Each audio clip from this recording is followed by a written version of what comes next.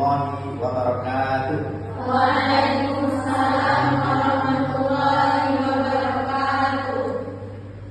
Alhamdulillahirabbil alamin. Wassalatu wassalamu ala asyrofil anbiya'i wal mursalin wa ala alihi wa ashabihi Rasulillah ajma'in. Amma ba'd. Bersyukur kita kepada Allah Subhanahu wa taala dikarenakan masih diberikan kesehatan oleh Allah sehingga kita bisa hadir bersama-sama di kelas yang kita cintai ini. Semoga rahmat Allah dan karunia-Nya senantiasa dicurahkan kepada kita semua. Tujuan kita yang kita harapkan adalah kita mendapatkan keberkahan hidup di dunia dan di akhirat. Sebab itu adalah tujuan kita hidup. Kemudian selalu berikan salam marilah kita kirimkan kepada Nabi kita Nabi Muhammad sallallahu alaihi wasallam dengan lafaz Allahumma shalli ala sayyidina Muhammad wa ala ali sayyidina Muhammad. Baik, absen terlebih dahulu Aulia. Aywa Azza-Nabila Azza-Nabila Dahlia Pelda Fika Alfian Hidayah Fika Ido Juanda kemana dia? Sakit. Lain kali kalau sakit silakan hubungi Bapak terlebih dahulu ataupun bisa menghubungi Osma dan Osma menyampaikan langsung ke Bapak biar tahu. Karena kontrak kuliah kita kemarin itu menyebutkan bahwa jikalau sakit mesti ada komunikasi. Beberapa kali Bapak sampaikan bahwa komunikasi itu adalah sangat penting. Karena kita masuk kepada tujuan pembelajaran mata kuliah bahasa Arab ini, yang mana sebagaimana telah dipaparkan di depan, yaitu setelah mengikuti perkuliahan bahasa Arab, mahasiswa diharapkan mampu yang pertama menguasai kosakata dan struktur dasar bahasa Arab secara tepat. Nah, hal ini termasuk salah satu tujuan daripada pembelajaran ini. Kemudian selanjutnya apa tadi?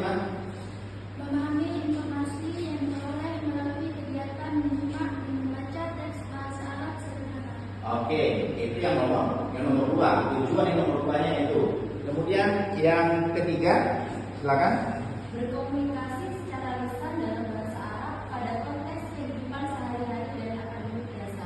Nah, itu berkomunikasi secara lisan dalam bahasa Arab pada konteks kehidupan sehari-hari dan akademik biasa. Itu tujuan yang nomor 3. Kemudian yang 4. Ayo silakan. Apa?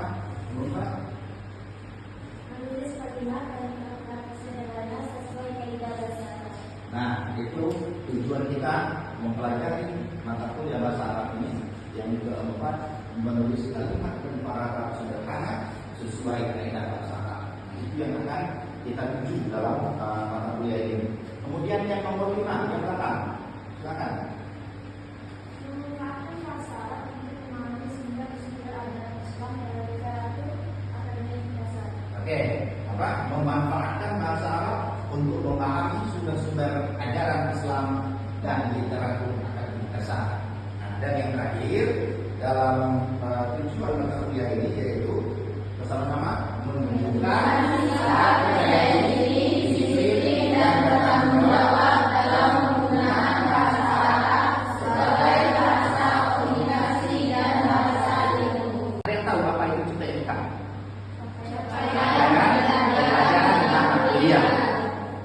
Di dalam bahasa Arab, mata kuliah bahasa Arab ini ada CPNK yang satunya yaitu mahasiswa mampu memahami kaidah dasar bahasa Arab, ilmu aswab, mufradat dan qawaid sebagai landasan komunikasi lisan dan tulisan secara benar.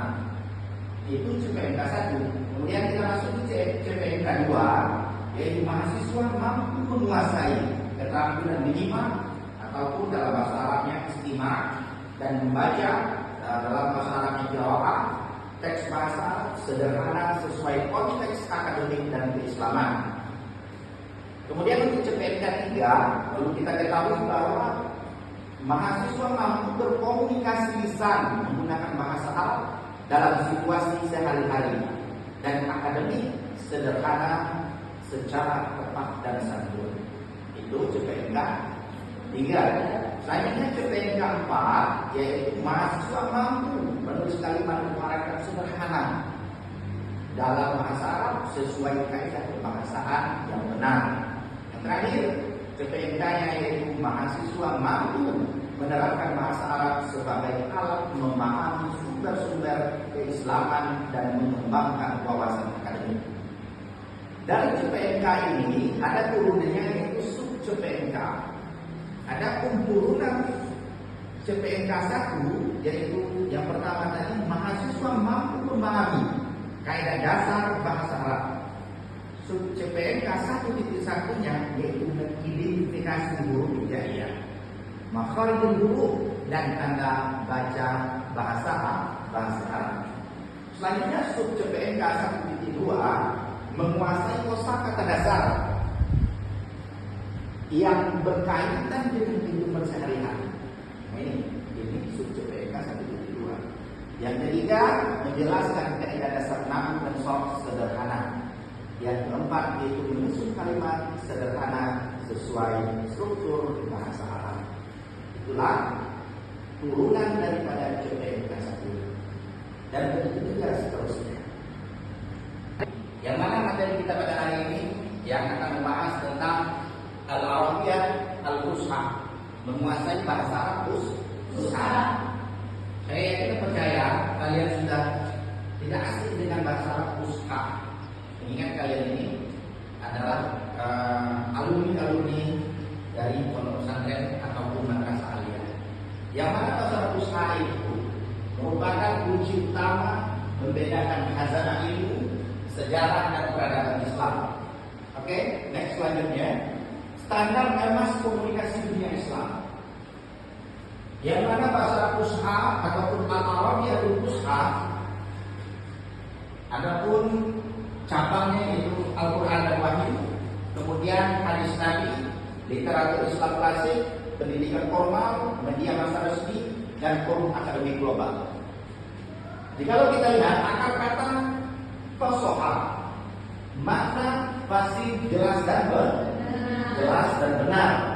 Jadi kalau ditanya apa arti Fusha, artinya adalah fasih, jelas dan benar.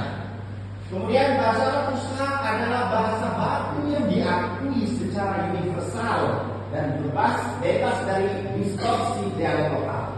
Jadi kalau kita pahami bahwa bahasa Arab Fusha itu tidak ada terdoktrin oleh bahasa lokal.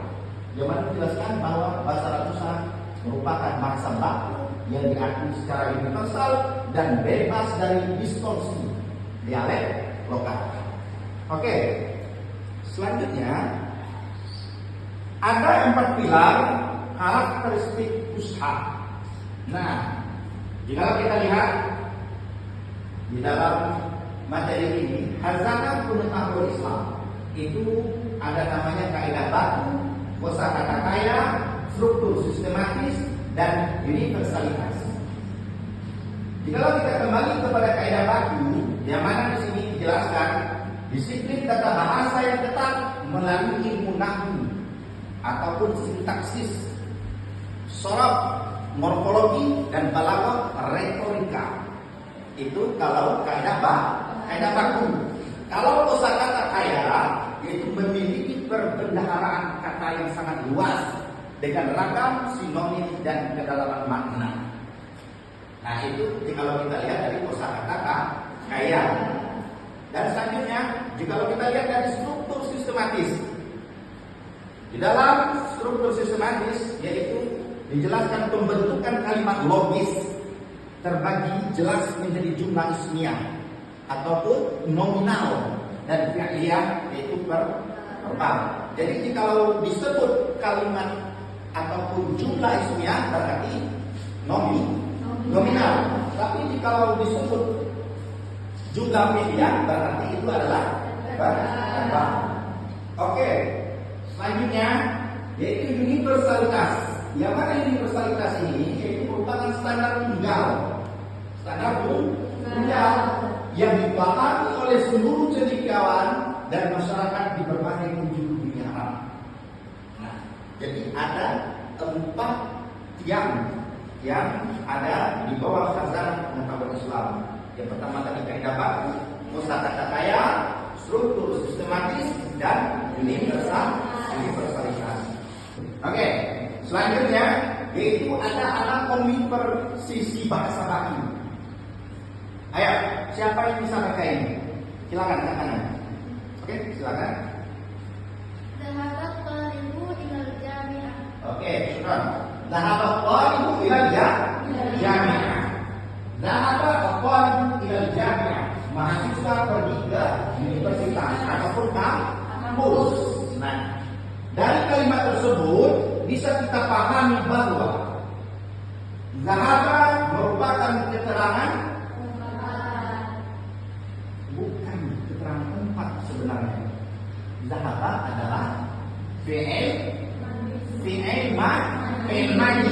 Fi'il itu kata kerja. Kata kerja kapan? Waktunya adalah telah sudah terjadi. Itu fi'il madi. Kalau fi'il mudhari akan datang dan sekarang. Kalau fi'il amar bisa perintah dan akan datang. Oke. Kita kembali lagi kepada kalimat tadi, al-talibu ilal jami'ah, yang mana al-talibu merupakan fa'il. Fa'il itu merupakan pelaku, orang yang pergi ataupun orang yang bersangkutan. Subjek yang melakukan tindakan. Nah ini, subjek yang melakukan tindakan ditandai dengan harakat khusus, rofa. Rofa, kalau kita kembali kepada ilmu nahwu, yaitu salah satu tanda rofa adalah dhamma ini.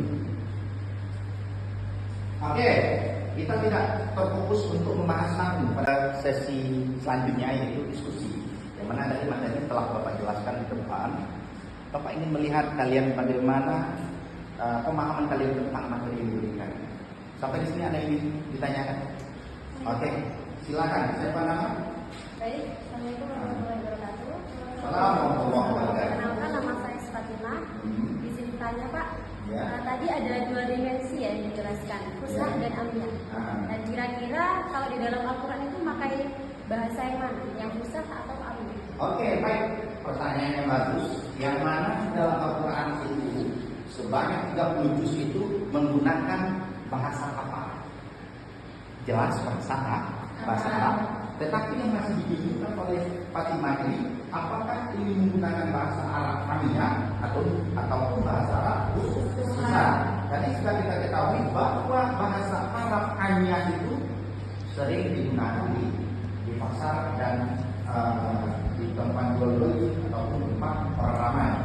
Namun bahasa Arab fusha itu sering digunakan untuk komunikasi internasional dan termasuklah di dalam Al-Quran, merupakan bahasa Arab fusha.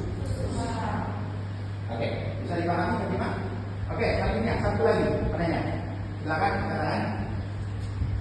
Ayo. Ayo silakan, jangan takut-takut bertanya. Malu bertanya sesat di jalan. Kalau malu bertanya sesat di jalan, maka jalan-jalan jadinya. Maka dari itu, rajin-rajinlah bertanya. Silakan sebutkan nama. Assalamualaikum warahmatullahi wabarakatuh. Waalaikumsalam warahmatullahi wabarakatuh. Perkenalkan, nama saya Dalia. Izin Pak, saya ingin tanya. Kan sebentar lagi rencana saya ingin ke Negara. Ya. Nah, peribahasanya lebih baik memakai bahasa fusha atau bahasa amiyah? Oke, baik, terima kasih. Ini pertanyaan yang bagus juga ini. Mengingat jikalau kita ingin ke sebuah negara, jikalau kita tidak bisa berbahasa negara tersebut, maka akan menyusahkan kita di dalam berkomunikasi. Salah satunya kita tidak tahu bertanya kepada masyarakat setempat.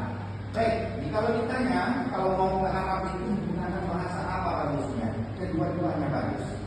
Kalau tadi sebagaimana telah menjelaskan, kalau kita ingin belajar bahasa itu, kebanyakan menggunakan bahasa amiyah. Tetapi jika kita ada berurusan dengan pemerintahan di sana, kita menggunakan bahasa fusha. Mengingat bahasa fusha dan amiyah itu sama-sama pentingnya sebenarnya.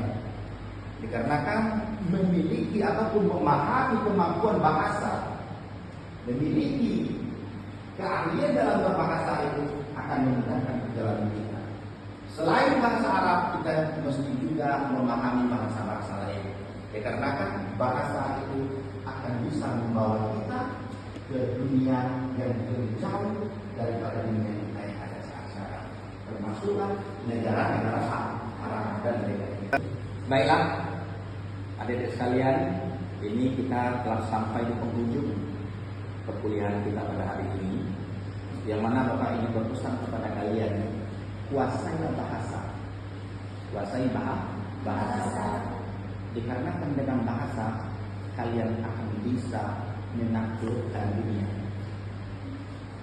Dengan bahasa kalian akan bisa menaklukkan dunia. Dan Bapak harap kalian bisa mengulang materi-materi yang Bapak berikan di rumah, dan Bapak harap bisa kalian menjadi motivasi diri kalian untuk memahami materi ini dan mengupgrade keahlian kalian dalam bahasa. Dikarenakan percaya, jikalau kalian banyak memahami bahasa dan memiliki keahlian banyak bahasa, kalian tidak akan rugi. Dunia akan terbuka kepada kalian yang memahami banyak bahasa. Mungkin hanya itu yang dapat sampaikan. Lebih kurangnya mohon maaf. Akhirul kalam. Wassalamualaikum warahmatullahi wabarakatuh. Waalaikumsalam warahmatullahi wabarakatuh.